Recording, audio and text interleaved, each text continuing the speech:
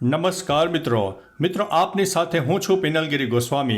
આજની વિડીયોમાં વાત કરીશું આજે તારીખ 4 મેથી લઈને 18 મે સુધી ગુજરાતમાં કેવું રહેશે હવામાન। અત્યારે જે હવામાનમાં પલટો આવી રહ્યો છે તેની પાછળનું મુખ્ય કારણ છે કે back to back west disturbance સક્રિય થઈ રહ્યા છે, જેના ભાગરૂપે તેને ગુજરાતમાં એક વાદળછાયું વાતાવરણ પણ જોવા મળી રહ્યું છે। અત્યારે મધ્ય ગુજરાતના અનેક ભાગો હોય, જેમાં અમદાવાદ, ગાંધીનગર હોય, ઉપરાંત સૌરાષ્ટ્રના સુરેન્દ્રનગર, ખેડા અનેક વિસ્તારમાં આંશિક વાદળનો રાઉન્ડ છવાઈ ગયો છે અને કોઈ વિસ્તારમાં હળવા મધ્યમ વરસાદી ઝાપટા પણ થઈ રહ્યા છે। મિત્રો, અત્યારે જ્યારે બેક ટુ બેક WD સક્રિય થયા છે, જેના ભાગરૂપે થઈને રાજસ્થાનના અનેક ભાગોમાં સાયક્લોનિક સિસ્ટમની અસર, પાકિસ્તાનના પણ અનેક ભાગોમાં સાયક્લોનિક સિસ્ટમની અસર, અરબી સમુદ્ર અને બંગાળની ખાડીના પણ ભેજવાળા પવનો ગુજરાતને મળી રહ્યા છે। ઉપરાંત મિત્રો, લો ક્લાઉડ ફોર્મેશન પણ મળી રહ્યું છે। એ તમામ પ્રકારના પરિબળો છે જે ગુજરાતમાં કમોસમી વરસાદ લાવી રહ્યા છે।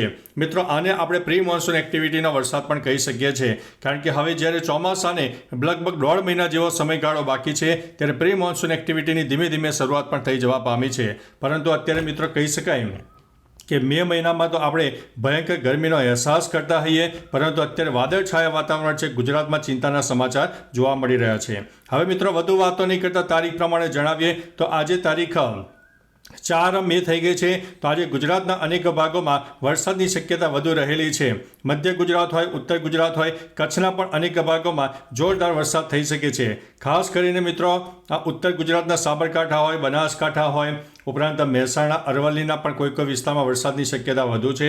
ઉપરાંત મધ્ય ગુજરાતના અમદાવાદ, ખેડા, આણંદ, મહીસાગર, પંચમહાલ સહિત અનેક વિસ્તારમાં છૂટોછવાયો વરસાદ પણ થઈ શકે છે। જ્યારે મિત્રો કચ્છની વાત કરીએ તો કચ્છનો દક્ષિણી પટ્ટો હોય, જેમાં ગાંધીધામ સહિત ઉત્તરી પટ્ટા અને ઉત્તર દક્ષિણ પશ્ચિમ તરફના વિસ્તારોમાં પણ વરસાદની શક્યતા રહેલી છે। એટલે મિત્રો, એકંદરે ટૂંકુને ટચ જણાવીએ તો અત્યારે કચ્છ હોય, ઉત્તર ગુજરાત અને મધ્ય ગુજરાતના અનેક ભાગોમાં વરસાદની શક્યતા છે। મિત્રો, આવનારા દિવસોમાં સૌરાષ્ટ્રના પણ અનેક ભાગોમાં વરસાદની શક્યતા રહેલી છે। આ મિત્રો સેટેલાઇટ ઇમેજ છે 4 તારીખનો। ત્યારબાદ મિત્રો 5 તારીખે પણ તમે જોઈ શકો છો કે લો ક્લાઉડ ફોર્મેશનનો ઘેરાવો વધારે જોવા મળશે।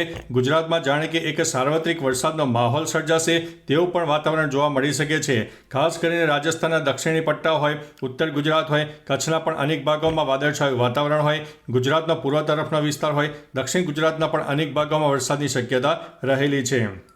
એટલે મિત્રો, અત્યારે જ્યારે બેક ટુ બેક વેસ્ટર્ન ડિસ્ટર્બન્સો સક્રિય થઈ રહ્યા છે, જેના ભાગરૂપે તેને ગુજરાતમાં આ માહોલ સર્જાયો છે।